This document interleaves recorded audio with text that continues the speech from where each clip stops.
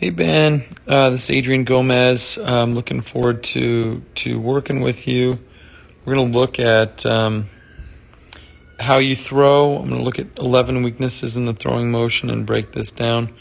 Right now, I think you're doing a great job of loading into this hip. That's really, really good. So I believe your ability to hip hinge in that position, that's a good position to be in. But I think your back knee is actually too bent. So you're squatting too far on your back leg before you can get your hips in. You need to make sure that your hips get in a little bit quicker before you throw that ball. So power to the back leg, as far as I'm concerned, is something that you could improve on.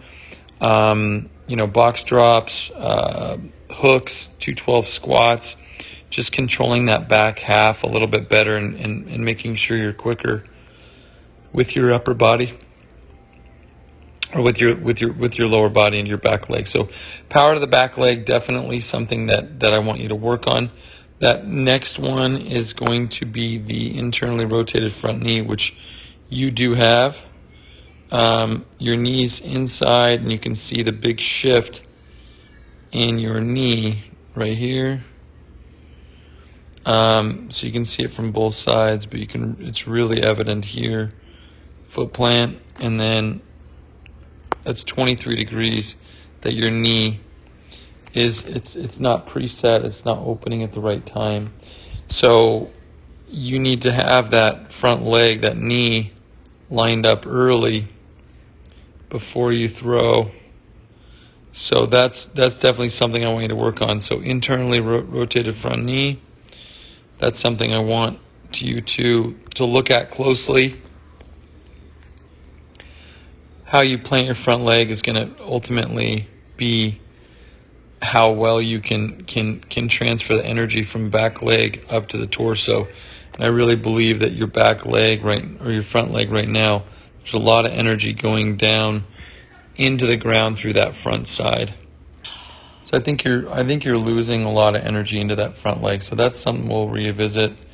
So internally rotated front knee, that leads us to a double angle at foot strike.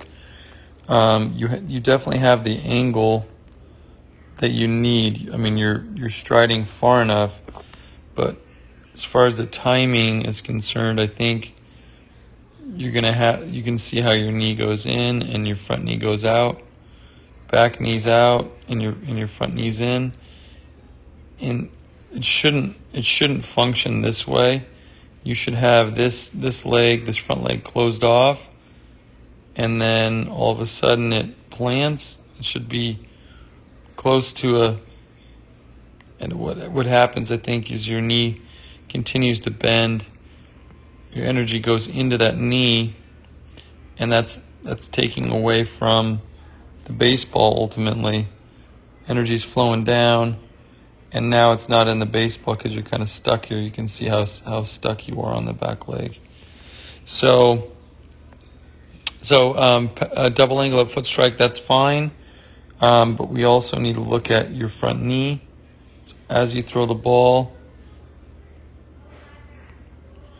about 121 degrees.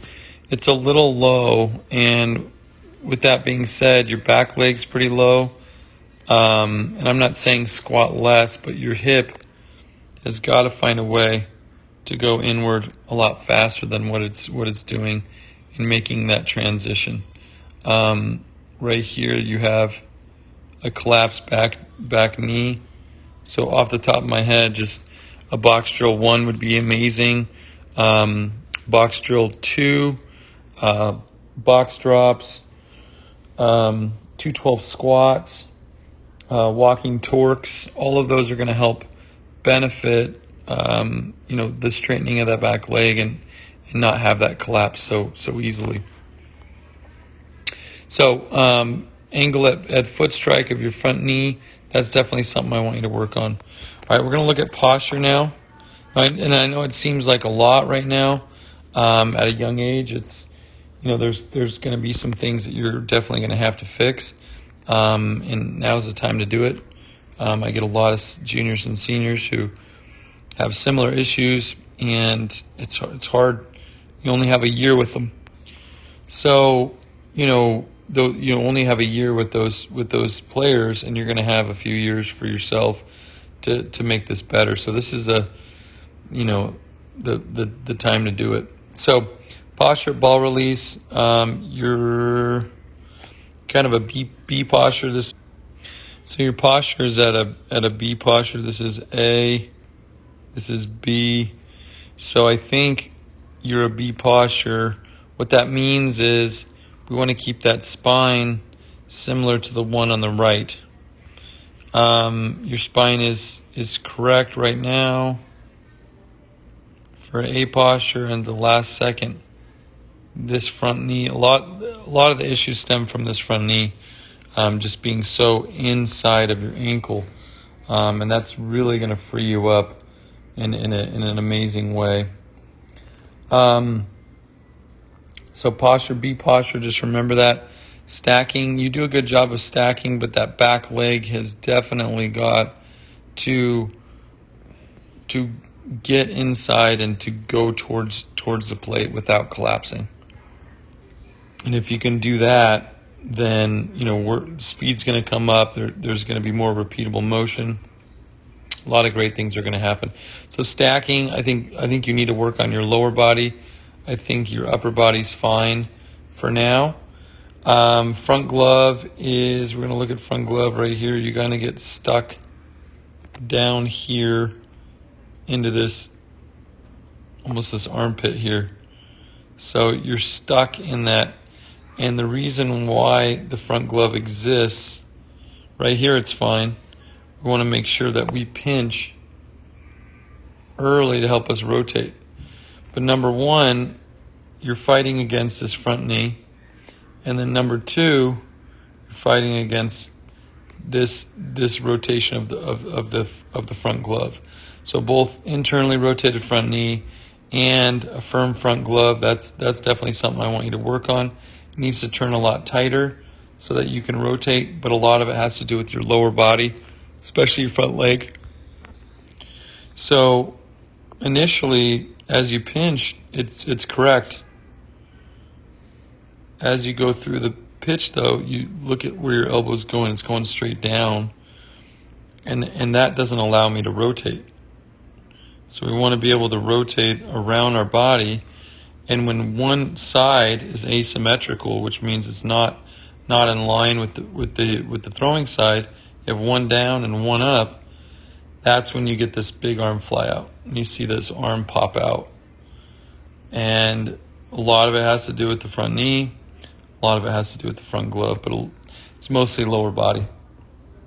So we fix the lower body, then we start influencing the upper body as well. So that's front glove. We're going to look at chest extension here.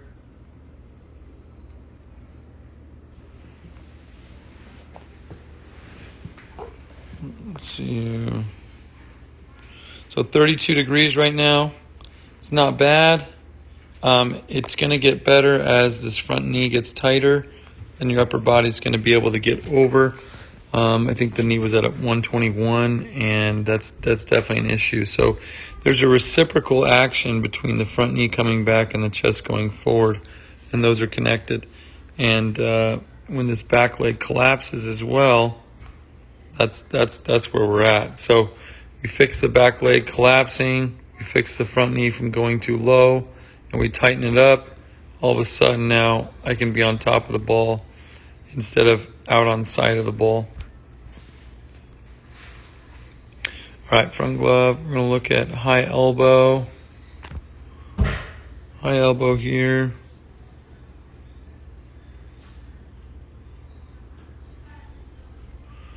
You're fine. I think both the shoulders are connected, and then measuring off to your elbow, you get 179 degrees, which is a straight line. We want to stay connected as much as we can. So the last thing I want to cover is, as you throw, this is your layback. This is your layback on both sides. And then out of here, your wrist drags and goes outside. So there's no power through the ball if you're out to your side. So I want to speed that up. It's what you have, what we call an arm fly out. And all that means is you have the arm lay back,